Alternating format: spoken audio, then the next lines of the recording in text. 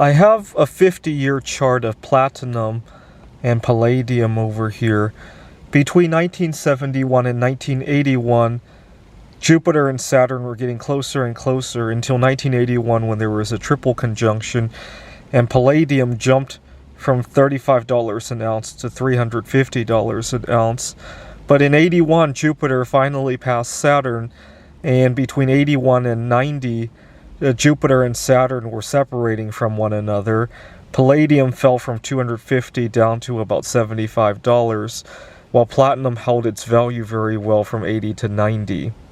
Between 90 and 2000, Jupiter and Saturn were once again approaching each other, and palladium climbed from a bottom of about $80 to a top of 1,000 and a little bit north of 1,000 when the Ford Motor Company tried to corner the market in palladium. Jupiter and Saturn met on May 28th, 2000, and as soon as not long after they passed each other, it was platinum's turn to climb 10x, right?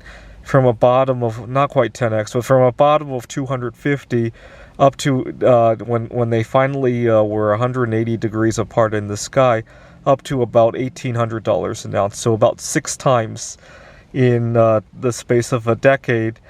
On June 23rd, 2010, Jupiter and Saturn were exactly opposite of one another, 180 degrees from the perspective of the sky. Palladium was about $400 an ounce, and it climbed to a top of about $2,500 an ounce during the time of the conjunction last year, December 21st, 2020.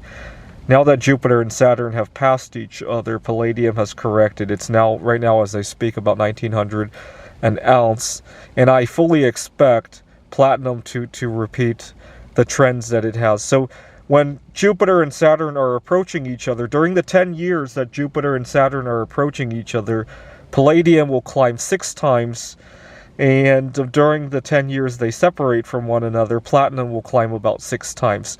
So every 20 years, this is 36 times your money, so a much better rate of return than holding either platinum or palladium, or even gold or silver, right?